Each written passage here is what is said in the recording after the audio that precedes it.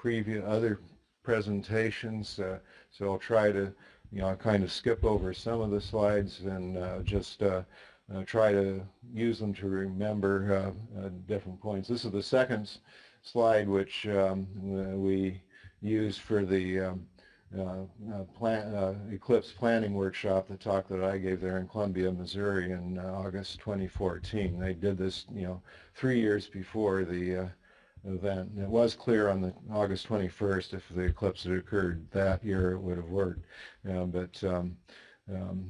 there are other things I folded in, but also more recent things. Next slide. This just shows the basic idea of measuring the diameter of the sun by measuring the width path of the eclipse path on the ground by observations near the path edge. So Richard Nugent prepared some of these things and have to credit him. Next slide. This just shows the effects of things of observing near the edge versus near the center. This is the center line, and this is the edge of the eclipse path. This shows the plot of the duration of totality, and of course it just follows a sine curve, and so you don't go very far in and you get significant, you get maybe a third or a quarter of the duration of totality, so you still get a significant totality even though you're just a few kilometers in from the edge. It's not like a linear relationship where you would fall off more gradually. But you get this enhancement of Bailey's beads. This is sort of the duration of Bailey's beads at the maximum versus, you only get about a tenth of the effect of Bailey's beads and chromosphere visibility, all the edge effects at the center, but they spike just inside the predicted limit of the eclipse, and so that's why we always set up just inside the limits of total eclipses to get the enhanced Bailey's beads effect. It's really the ultimate lunar grazing occultation of the sun. So next slide. Sort of preaching to the choir here. But of course we've looked at the old observations, of course visual observations made as back as early as 1715 with Edmund Halley's efforts, and this shows the predicted broadside he had, and this shows the observations. He had people looking around the country, and three observers had just very short eclipse events indicating that the real path edges were here and here. Next slide. Of course, at that time they were very interested in trying to improve the ephemeris of the sun and moon. So we were interested in the diameter of the sun from those observations, and we could derive it. But this just shows the scatter of observations from different eclipses.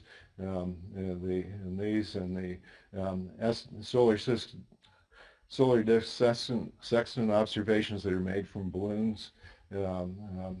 Flights, and then these are a couple of the solar disk sextants observations. Since then we've had some Picard observations too, but Sabatino Sofia, who works with me, claims that there are really serious problems with the Picard measurements, and so he's somewhat distrustful of them. But he's interested. He really wants us to do more work on the eclipses and properly document them. I point out, though, that we have serious errors of our own, which I'll mention, and it's really hard to measure the diameter of the sun because the sun's sort of like an amorphous blob, like a jellyfish or something. You try to push it one way to define where the edge really is. Next slide. Roger discussed some of that in his talk. Anyway, I gave a poster presentation on diameter measurements at the IAU meeting, and this just mentions some of the, since the thermal reaction at the sun is thousands of years, the reaction times, small variations in the solar intensity are proportional to small variations of the solar diameter on decadal timescales. So in theory then, if we can measure the diameter of the sun, we can also measure brightness variations in the sun. So because of that, we've observed many eclipses from locations near the path edges. We were sort of driven to the path edges because we didn't have good profile information these days. Now we have good profile information. Actually, centerline observations that are really precisely timed might be of use too. Next slide. But still, the edges are cooler because of the prolonged thing. It's just, I won't go on. This just talks about the advantages of the edges and so forth. Anyway, observations near the eclipse path edges since 1970, analysis of historical data and so forth. But we should reanalyze the data with LRO data profiles. That hasn't been done. There's huge tasks that might be manageable with some help from others in or outside of IOTA. So anyone can help us with this. And so those are just sort of summarizing the same thing here. This shows Richard Nugent's video recording, just some screenshots showing the Bailey's beads, how they increase at different times. This was the reappearance site of the total eclipse in Curacao in 1998. This eclipse was kind of important because it was the first time we had two separate video recordings at both north and south limits. So we had these 4 sets of observations, and I'll talk about them soon. Next slide. So this just talks about analyzing the video recordings and how we shift relative to the predicted profile. Of course, this is a Watts profile. It'd be interesting. We should make another version of this with an LRO profile. Anyway, go on to the next. This shows all the solar diameter. I got a grant from NASA to help work on this, and with students, intern students at the Applied Physics Laboratory where I worked in the late 1990s to early, up until the early 2000s, and so they helped me analyze all these videotapes that IOTA people had taken, and we went into the literature and got observations that were made back to 1878 and so forth. There's also a good eclipse in 1869 that needs to be properly analyzed. Al Fiala did a lot of work before he died on collecting observations of that. We have some big folders of that. Cosentino in Italy has actually made an analysis of the 1869 observations, but he didn't do it in quite the same way we did, so I want to there's just a bunch of work that needs to be done. But we have all these corrections to the solar radius that we've determined from all these different eclipses. But the methods used have been somewhat different. I mean, of course, in the early days, they were all direct visual. In 1912, we had photos made of this hybrid eclipse where you had Bailey's beads all around the sun. The path went near Paris and near Hamburg, Germany, and so they got a few good photographs, which we are able to use to correlate with the Watts profile of the beads to get a correction. And that was also in 1966 was a similar one in Greece and so forth. But then we started coming along, and we decided we would project the sun's image, and that would get a clearer view of the beads. And so we have quite a few observations with projected images of the sun through small refractors and different things that we took to India and different places for these eclipses. Finally, in 1984, actually 1983 eclipse, Al Fiala got the first video recording of an eclipse of Bailey's beads phenomena, and then since then it's been dominated with different video techniques. But we have this hodgepodge, and what I want to do at 2017 is try to get observers to use all these different methods. I want to do some public outreach to get the towns that are on the predicted limits, try to get people, some science teachers motivated in those towns to get people out on across the eclipse path to just say visually whether they saw the eclipse or not, or approximately how long. and they could take cell phone videos of the eclipse, and that would be useful too. So we could get huge amounts of data if we can get people mobilized to do it, and that's one of the things I want to do in the next year uh, to to try to concentrate on this eclipse. I've been distracted with asteroid occultations and the trip to Australia and many other things. And so, but now I want to turn my attention more to this. And the people doing the eclipse organizing are kind of understanding that there's something about the limits, but they really don't understand exactly what might be done, and they aren't that interested. They're more interested in this Citizen Kate project to get beautiful corona photographs from the center line along the eclipse. That's a great project, but I think we have something interesting too that for the people that are near the path edges to do. They were talking about there's some cities, some places where they were talking about painting a line on the streets showing where the limits were. I don't know if it was Kansas City, it was the southern limit, or St. Louis and the northern limit, but so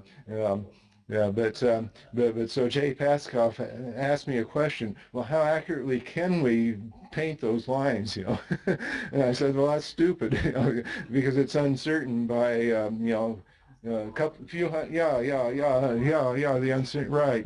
And so I said, that's what we want to know, how accurately we can define the edges. That's why we want people set up along, across the path to tell us. Parkinson organized some people there. Right. It's been done. It's been done in New York City, and 1925 was the first effort really to do that. So in New York City, they claimed it was quite definite in the city blocks. They had people set up, and everywhere north of 96th Street, they saw the eclipse, and south of it, they said no, it didn't happen. So that there was always a bright bead, visible. So people were thinking, well, this is definite. This is a neat thing to do.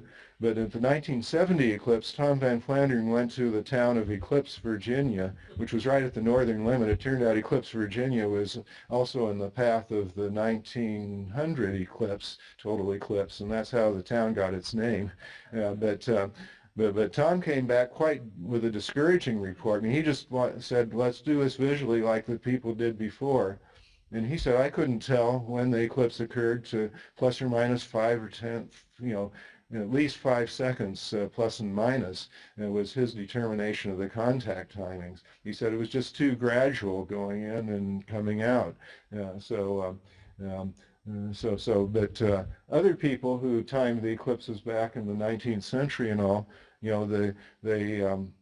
Naval Observatory people made an appeal to local people to try to make observations of the eclipse. And okay, they reported timings. They said, okay, the eclipse lasted, they didn't have absolute timings, but they had relative timings. They had wristwatches where they could measure the time to about a second, or stopwatches and things. And so they did have some timings that they reported and published. And I think unlike Tom Van Flandern, who had a critical idea, these people had never seen an eclipse before, of course. But here was the Naval Observatory trying to tell them, we want to know just when the eclipse occurred. And so these people gave them an answer. Even though they must have seen it, it was gradual, it was a bit hard to see, but they said, okay, we'll time it as best we can and report that, and they didn't say any error bars or anything. It's interesting. In Kansas City, you have a total eclipse of the sun back in 1955 or 57. No, in '54 there was an eclipse that went over Minneapolis. It was, Seen one from the top of the roof of the Kansas City Museum. must have been a deep partial. If it was in '50s. I don't think there. I haven't looked at the.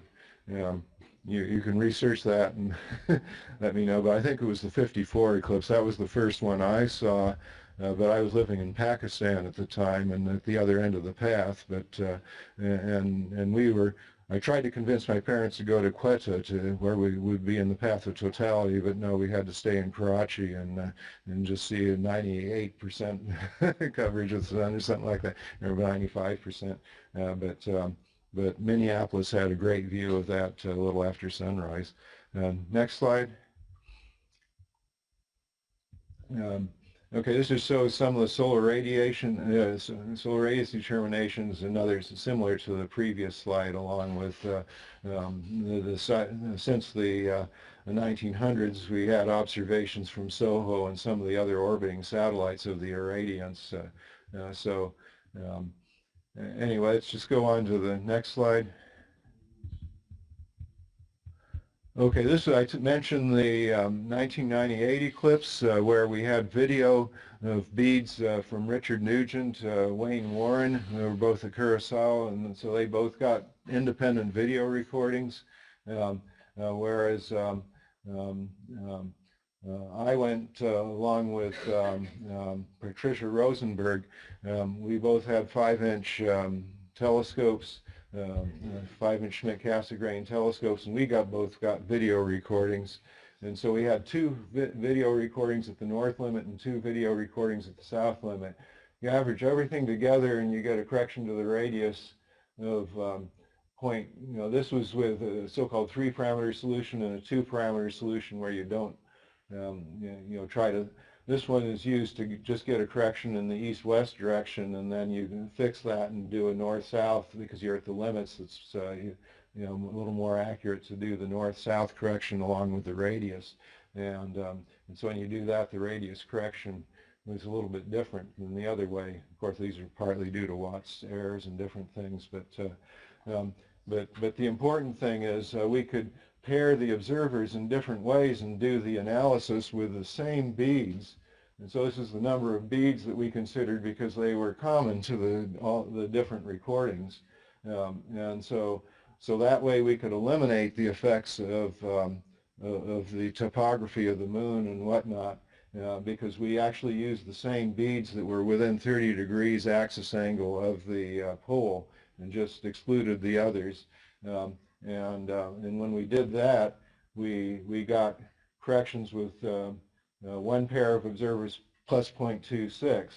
But when we switched, that was from David Dunham and Richard Nugent. When we used Patricia's and Nugent's, it's 0.20, pretty close. But then when we used Patricia Rosenberg versus used mine and Wayne Warren's, we got a 0 correction, and Patricia and Wayne got 0.07. So you can see this former errors is 0.03 or 0.04 arc seconds, but the true scatter is almost about 0.3 of a second between the two. So we were getting our video results are consistent with each other only to about plus or minus 0.15 seconds, not to 0.03 like we were expecting. So it's just too hard to determine. You try to get each system and each camera has a slightly different sensitivity, and so where you call the bead disappearing is different. It's hard to tell what to use. You try to use an inflection point, and you really have to measure photometrically the light curve. We didn't do that. We were just eyeballing it with the video recordings here and trying to say when the bead was really low and disappearing. And Richard has a way of using light movie, and you can get the level down to 0, and you say, okay, just above that level is where the beads disappear. You can sort of more quantify it. But anyway, we found although the former error for each result is rather small, the differences show this larger effect. And this is about the size of the scatter in the observations, just a little bit more. So is there really variations in the sun's radius? I think the jury is still out. And next slide. All of you use the same Um, telescope? they weren't all the same telescopes. I mean, Patricia and I were both using the same telescope. I think, but Richard and Wayne were using somewhat similar size. We were all had to go there by air, and so we were using like 4-inch Meads, and I think Wayne had a 5-inch Celestron, and like we were using at Los Montes Island, where Patricia and I were. Is it the convention now to use the same focal length scopes? Um, we've tried to standardize things over the years, but it's like herding cats. and the thing is, I think the important thing is not standardization, but the important thing is we want to, you know, I mean, there is room for improvement to do things better in the future, but the more interesting thing is what's happened in the past, and we have to use the methods that were used in the past. That's why I want observers to go out there with projection equipment, to project the sun's image and just call out to a tape recorder. They can use their cell phone as a recorder to call out, and they can record the projected image even too. We did a few of those where we filmed the projected image of the Daly's beads changing, and then you could, because at the end where the beads happen so quickly that you can't keep up with it visually, which we were trying to do. David Harold has some beautiful records from the 70s where he was observing visually, and he just timed, like 100 bead events, just calling them out visually with a projection system. But the thing we decided in Indonesia is that okay, you can't really fix the level well, but there's a color change that occurs as the eclipse occurs, and the chromosphere becomes visible. The last bead turns pink and then red, and we figured that color change, when you started seeing pink, you could say, okay, that's the limit where it was. But in our recordings in Indonesia, where we got color camera recordings, we could see that that change was gradual too, that it just very gradually changed from white to pink and then to somewhat redder corona. So possibly the best way to do this, I think, is with a flash spectrum. The Japanese did this for the 1970 eclipse and some future eclipses after that. With that, you get the spectrum of the sun, and it changes from an absorption spectra before the eclipse. With the photosphere, it has an absorption spectra, and then you get these lines appearing, from the chromosphere, during the,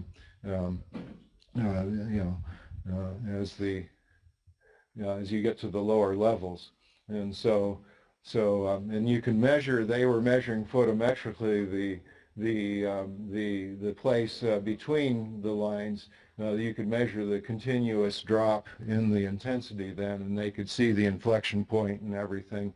But I think the best way to do it is to define the edge of the sun as the point where the absorption lines are the same strength as the emission lines.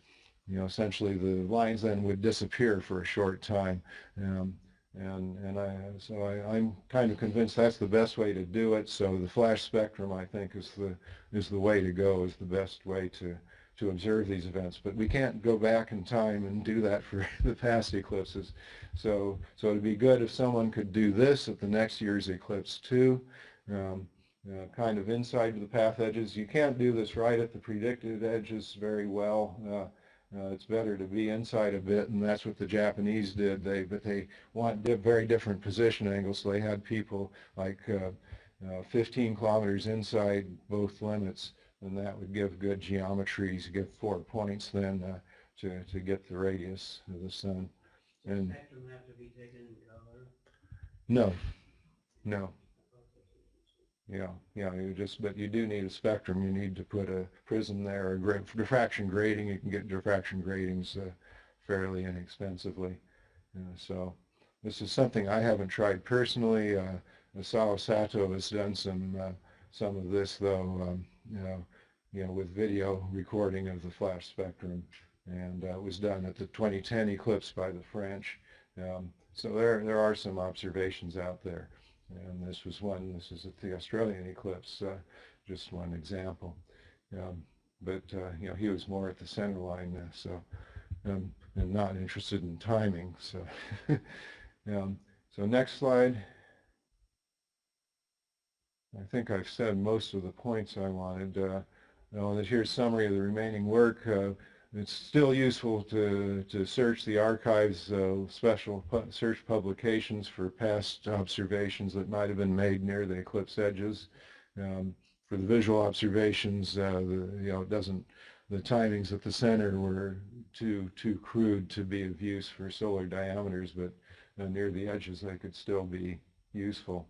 And so there are eclipses in 1806 and 1869 which we haven't analyzed, but there are edge observations there. So internet facilities now connect with local library historians who could often find information about past observations from local archives. Google Earth and other GIS tools make position determination much easier than it used to than using topo maps. So you can just click on a Google map now, and once you get a description of a location, you can go back and find it. That's what I did for the 1878 eclipse. I found the description of the locations and was able to locate them with Google Earth. And reanalyze all the observations with LRO data. And the most important thing is that this next eclipse correlate the new and modern observations. And so anyone with just internet access or a university or central eclipse path, can help. So next slide. This just shows what we did in March, showing the northern limits and the southern limit. And we wanted to observe from both limits, but it was just too difficult to get down to this area here. It's about a day's drive on bad roads. So fortunately there's a good road going along here, and there's a major airport here. So that's where we flew into, and there's a gold mine here at Gosawong. And so that's where we decided to try to observe the eclipse. We got permission from the gold mine, and they put us up there. They treated us greatly there, but it turned out on the day of the eclipse, as we got up, we were very hopeful because at 5 o'clock in the morning the sky was filled with stars. We said, oh great, but then as soon as the sun started coming up, we saw this huge mass of clouds in the east, and we went and ate breakfast, and we got back later, it was huger. They said, we've got to run. So we had hired a car and we drove down, and that's where we actually observed. We could only go in one direction. We couldn't figure it would be better to get data anywhere, although we couldn't get at the limits, and that shows our site. So next slide.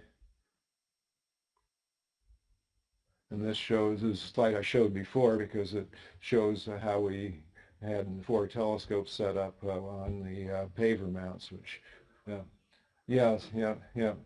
And although it was overcast where we were, the clouds were thin enough that we did have a pretty good view of the eclipse. We were able to see the phenomenon quite well. The eclipse, apparently the clouds were much thicker back at the mine. The people said there they really couldn't see anything of it. Next slide.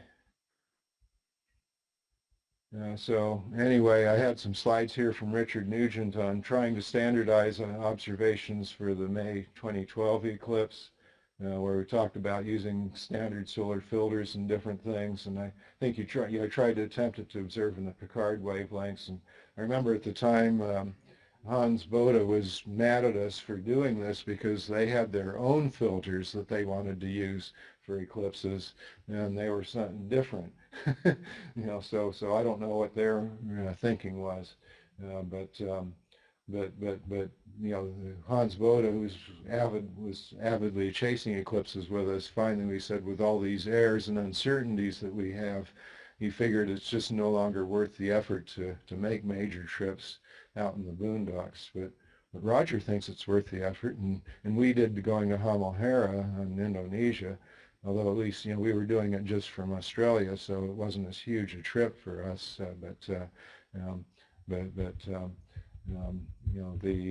what exactly we're going to get out of this is a little murkier now with that we know a little bit more from the observations.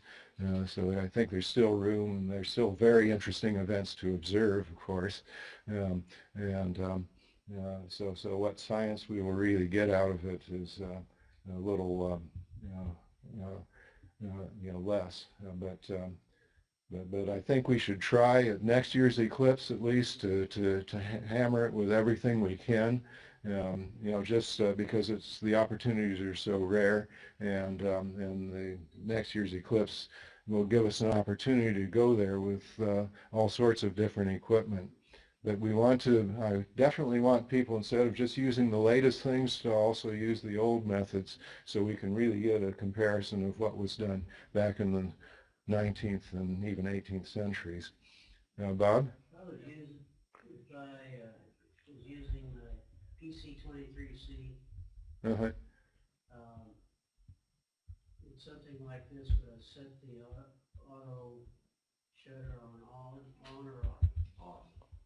Yeah. And then off like I do anyway. Right, right. Let as much light in. Yeah.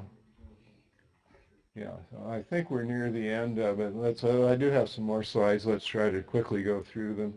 Some of them are duplicates before. This just shows Richard Nugent's setup with the Questar. The next slide.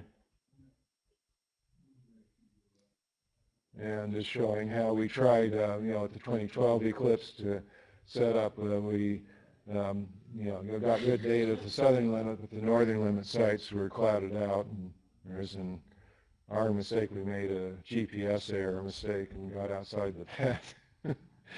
So if it were a total eclipse, I'd be a lot more upset. But, anyway, yeah. Okay, and of course Tony George, there's a big effort up in near Alturas, California, and so that didn't.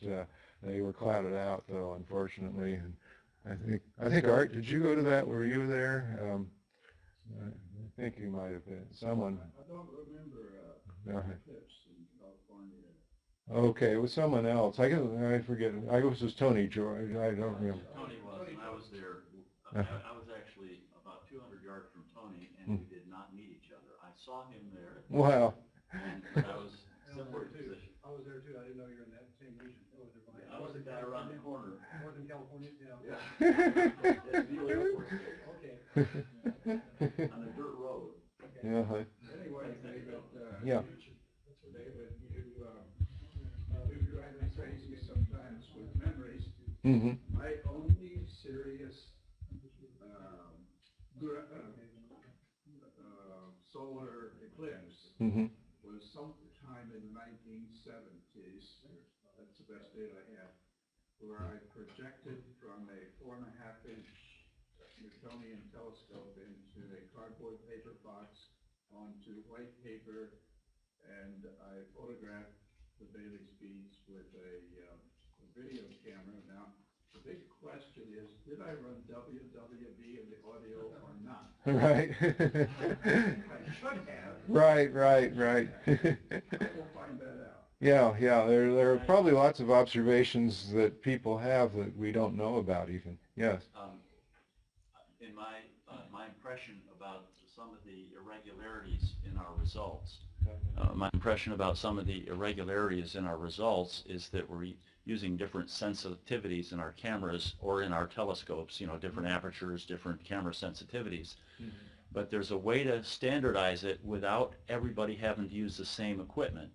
And that is, if you can see the chromosphere, the inner chromosphere, then you know you're sensitive enough to see the edge of the sun.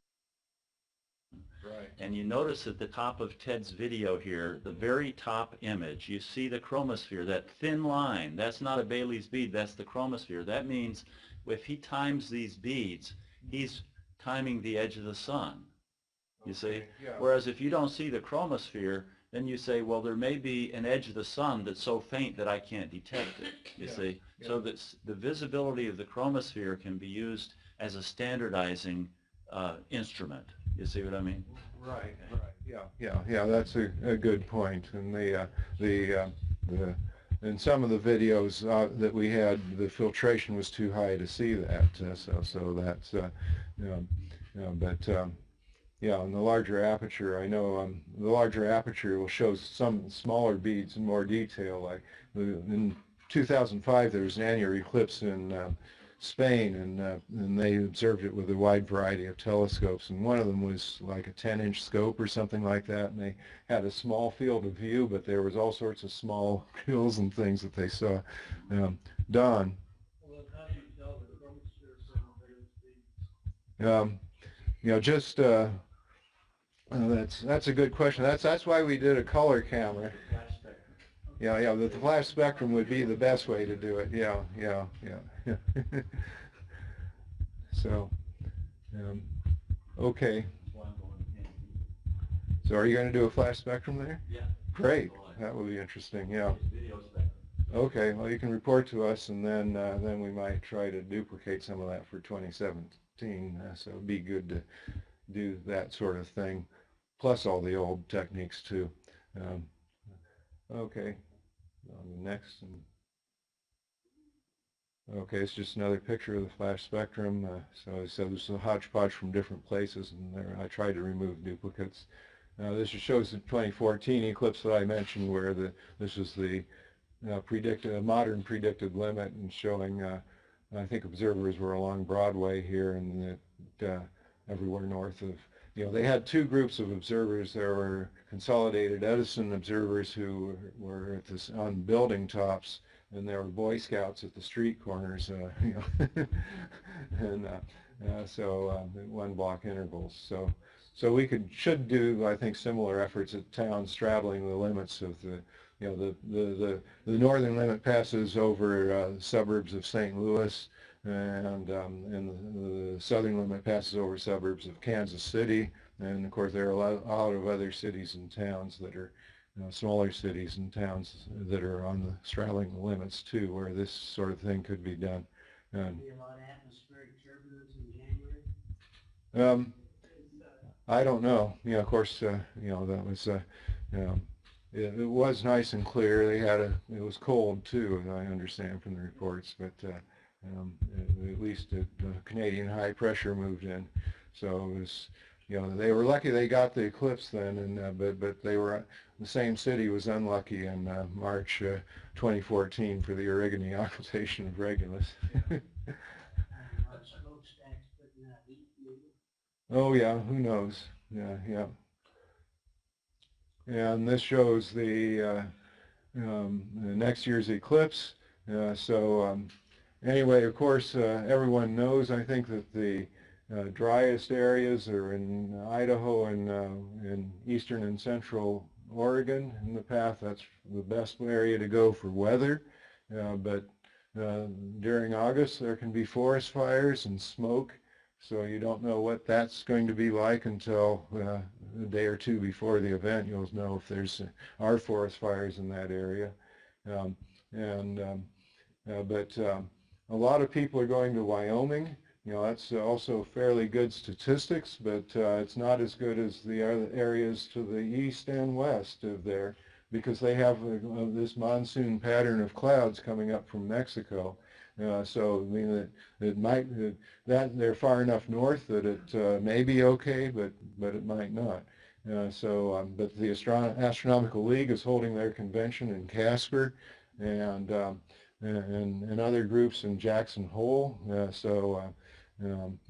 So Wyoming is going to be really full of people. There aren't any large cities in Oregon until you get around Bend or so, and I asked Tony George, well, why don't we have the IOTA meeting in Pasco like we did in 2007, and then we can just drive down to the eclipse at a short distance, and we can get to the limits pretty easily, and have the meeting the weekend before, and then we have all of Sunday afternoon and the next day to deploy and get to places and through the traffic jams or whatever there's going to be, especially near the center line. I mean, there are roads there, so they might be a little bit hard to drive around there, though, at the last minute. So the idea is people are saying, go to a campsite, camp overnight, and then you don't have to drive, and you'll be just camp to wherever you want to observe. There are just scads of campsites around, and they're never going to fill up. They don't think. But the so anyway, that's and Nebraska is also relatively dry in August. It's drier than Wyoming. It's not as dry, not as good of conditions, not as good of statistics as Oregon, but it's pretty good. And as you go east, of course the statistics get worse and worse. Uh-huh. Yeah, and finally, right along the coast, though, you also get the effect of the Atlantic Ocean. You have another area where it's, pretty high chances of seeing the eclipse. Except you're looking, the eclipse sun will be in the west then, so you might be looking over thunderstorms over the over the land. Yeah, so there are a lot of different trade-offs there. As I say, in past year we can look at what happens this year. And 2 years ago it was clear across Missouri, just some thin clouds that wouldn't have hurt much. So as we discovered in Indonesia, you can observe through some pretty serious clouds. But of course it's better if it's nice to have a perfectly blue sky. I asked Tony George, though, about using Pasco, and he said no, he couldn't do it because he's going to have, family relatives visiting him and for the eclipse, and they're going to be busy with that. And he suggested that maybe if we want to really go to that area to make arrangements with the Bend, Oregon Astronomical Society, and they would probably be glad to host an IOTA meeting. So that's that. Right. Yeah. That's what I would expect. My own feeling is I don't think we should do the IOTA meeting in conjunction with the eclipse at all. I mean, there are too many, competing interests. So I think we should just pick a good asteroid occultation and go with that. We really didn't discuss next year's asteroid occultations. Yeah. Right. What's the greatest eclipse? 2 minutes 40? Yeah, 2 minutes and 40 seconds. Of course, we're not interested in that at the edge. We want to, but it doesn't make that much difference. We got the road atlas. Fred Esmonick has printed this Great American Eclipse Road Atlas, which shows the path in pretty good detail. But the one thing. There's this eclipse website. Juvier has it and so forth, and Fred Esmonick has a similar one, an interactive site, and they do take into account the limb profile for the path edge calculations. I've checked it with occult and it's pretty good. However, there's a big catch. All of the eclipse calculations that I've seen use sea level. There's not a single one that takes into account elevation above sea level, including occult. Be careful, it's 7,500 feet Wyoming. Yes, right. So someone's got to fix that somewhere. I hope Dave Harold will take up the challenge and put in the height above sea level as an option, just like he's done for grazes. It's available if you make occult demonstrate the eclipse. Oh, definitely. Yeah. Okay. Put Yeah. in your elevation, Right. your latitude and longitude. Yeah. Then you get a profile that includes your elevation in the calculation. Right. Yeah. Well, the way we've been doing it is, okay, we just use the eclipse. What I do, sometimes I've calculated a manual correction. I calculate the tan Z factor, that we always use for grazes in the past, and figure out what the shift is, and then you could apply it manually. Just know that you have to go so far off. the idea is you always check with the Bailey's beads feature in occult, because there you do put in a geographical position including height above sea level, and then you see what the beads are, and you can see if you're at the limit or not. And normally we don't want to be right at the limit. We want to generally be, I prefer to be about 500 meters inside the limit, about half a kilometer to a kilometer. That's, I think, the best area to be. I don't want to have a miss, or I want a little bit of totality anyway.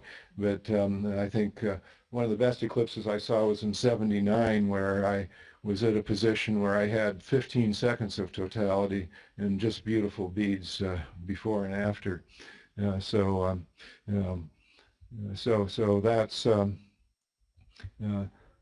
so anyway, I think we'll concentrate on just getting people out towards the path edges to do our experiments, to do the observations in different ways. And what I want to do is to write a pamphlet, something like Terry Cuttle did, but we don't have to do the full job that he did. He tried to educate everyone about the eclipse. I mean, there's already a lot of information online and resources that the eclipse planning group is setting up.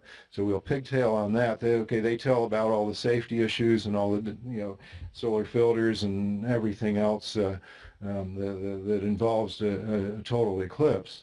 But they don't say anything about the edges. So what I want to do is prepare a thing that's an addendum to what they're doing that says, okay, your town is near the eclipse edge. You're in a very special place that no one else has, and you have a chance to make history, in effect, to repeat observations that were done in the past to help us quantify the uncertainty and the errors in these old observations. And please, can you help us? And here's ways you can do it. So if you have telescopes, use them with projection, but if you just have a bunch of people reporting what happened and taking cell phone videos, or at least you're just calling out what happens. Anyway, I think go to the next. I think there's maybe one more slide. Yeah, this is the last slide. This might also affect where you might want to go. I've been thinking all along, okay, let's drive all the way to Oregon to maximize the weather. But the second night after the eclipse, there's a really great asteroid occultation by 834 Burnhamia of a 9.1 magnitude star. And the path, the southern limit, goes right over Kansas City. And so if you're in St. Joe, you'd be in the center for both the eclipse and this. But Iowa and Kansas, this whole area is within the path, and if it's cloudy, you could drive farther. If you're at the eclipse in this area, and so I'm kind of thinking Nebraska is probably the best place to go, because it's the best place east of the Rocky Mountains in terms of general weather statistics, and from there, and it has a great network of roads to get east or west, and interstate highways. We could get into Missouri if we had to, or go out to Wyoming, as long as you did it far enough in advance before the roads get jammed. And then you would still have time to get back to this asteroid occultation path with a 9.1 magnitude star. That can be done with mighty minis, sort of marginally, but with the 80 millimeter scopes, that's fine. It's a little bit early in the evening, so the paver scopes would work great for that. If we can get back to the path the night after the eclipse, we might be pretty tired, but we'll see. But we could do even paving, if we have a good enough forecast in advance, you could even lay out the paving stones 3 nights before, or something like that. So, yeah, we had the IOTA meeting in Kansas City, maybe. But I don't. Yeah. I don't. There. No. Yeah. I think we still don't want to have the IOTA meeting there, but it's. But we might have an IOTA session or something. We could have a regional meeting for those of us who might want to go to this area. So this event now is a rank 78. but we'll have almost a year of using the Gaia data, so I think this will be a rank 100 by the time of the event. So yeah, did you hear that, Steve? That yeah, I was mentioning this now is a rank 78 event, but we'll have almost a year of using Gaia data, so I think it'll be near a rank 100 by the time of the event. Yeah. Yeah. Well, that's we ask we ask the Flagstaff people to get astrometric observations of this asteroid. Yeah, I'm Bill Owen, and then we'll ask the Brazilians. What's that reading, 3 hours? Yeah, 3 hours, 49 minutes to 4 hours, 2 minutes, the actual time, and this is 55, it's 54 here. Okay, so it's 54, 354 UT. So you can see here's the sunset, here's the twilight lines here, and here's the sunset line off the coast. So it's only like 3 hours after sunset or so. So not a huge amount of dark time for pre-pointing. What's the asteroid name? Burnhamia, 834 Burnhamia, Burnhamia. Yeah, Nhamia. It's if you go on Steve Preston's website, you go to the top, and where it says all events, you click on that, and then it has the list of all the different months, and you click on August 2017, and then you see the list of all the events, and you can. Yeah. So this event's there now, and he also even has the U.S. map for it. So I guess it's probably one of your picks. Maybe. Yeah. So that's what I had. I guess we'll go on the IOTA list and try to figure out where to do the meeting next year. But I think it's a good idea to avoid the eclipse. 9.1. So it has an SAO number. I didn't write it down on the chart here. But yeah, I've said everything. Art hasn't kicked us out yet, so. Okay. Well, other than a few trailing conversations that we'll have when we leave, this concludes the International Occultation Timing Association meeting for 2016. I want to thank everyone for your participation. We had a lot of speakers who spent a lot of time on their presentations and on the tasks they were doing that led to their presentations. So I'm really impressed with what everyone's doing. Brad wants to talk too, but I'm really impressed with what everyone's been doing, and we just thank you for all your work in making this a great meeting and making IOTA a great organization.